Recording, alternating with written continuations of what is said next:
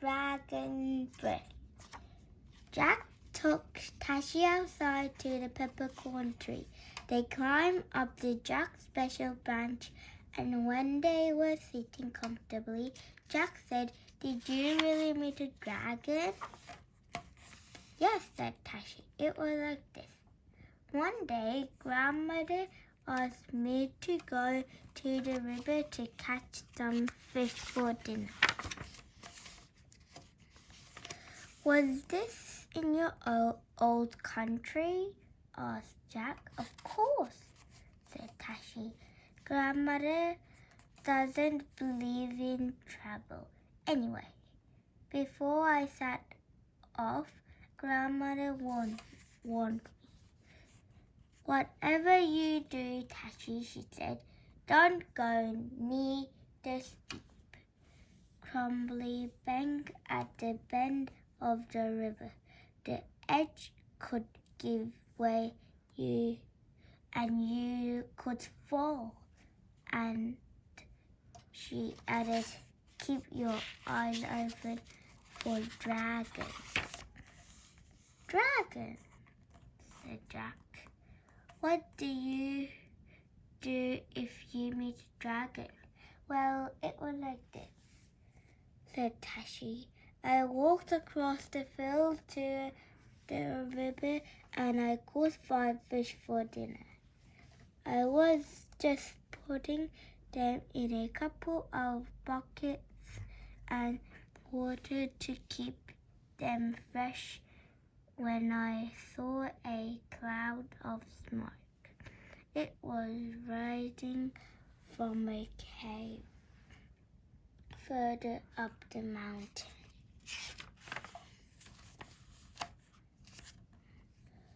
Ooh. Did you run away home?" asked Jack.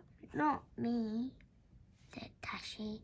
"I took my bucket and climbed up the mountain, and there, sitting at the mouth of the cave, was the biggest dragon I'd ever seen." "Have you seen many?" asked Jack.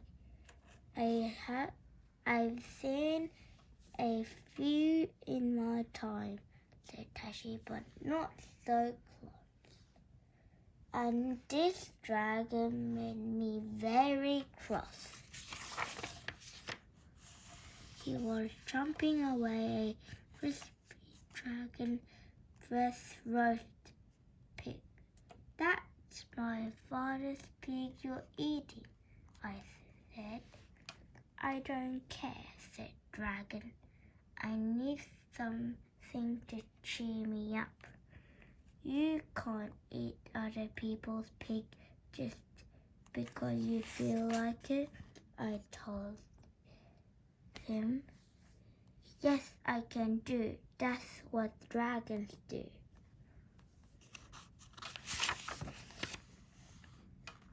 So I sat down next to him and said, "Why do you need cheering up?" "Because I'm lonely," said the dragon. "There was a time when I had a huge large family. We spent the days swooping over the countryside, scaring the villagers out of their wits, stealing pigs and geese and grandfathers, and roasting them with our dragon breath. Then we'd sing and roar all night till sun came up, and I moved back." The dragon sighed then, and I moved back a bit. But Mom and Dad grew old and died, and I ate up the rest of the family. So now I'm the only dragon left.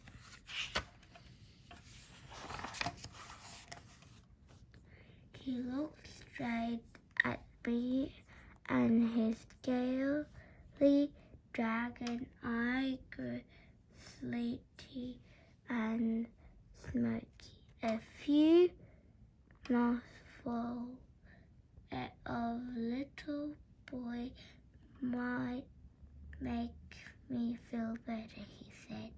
Oh no, said Jack. What happened then?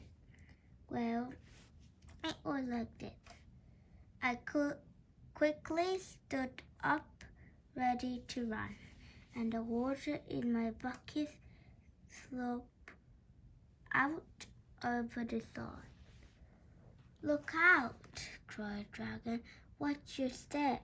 Dragon don't like water, you know. We have to be careful of our fire. Aha, said Jack. Yes, said Tashi. That gave me an idea, so I looked him in the eye and said, You're not the large dragon. Oh no, you're not. I saw one only this morning down by the river. Come, I'll show you. It's just by the bend. Well, the dragon grew all hot, extinct, and he followed me down the mountain to the bend in the river. And there it was, all steep and crumbly. He can't be here, said the dragon, looking around. Dragons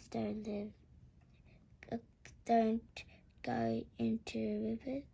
This one does, I said. Just look over the edge and you'll see him. The dragon leaned over and peered down into the water, and he saw another dragon. He breathed a great flaming breath, and the other dragon breathed a great flaming breath. He waved his huge scaly wing, and the other dragon waved his huge scaly wing. And then the steep, crumbly bank gave way, and whoosh, the dragon slid splash into the river.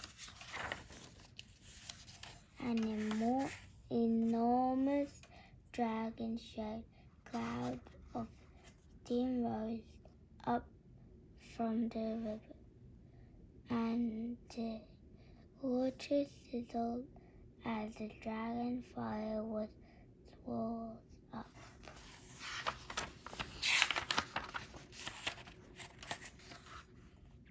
Hooray, said Jack.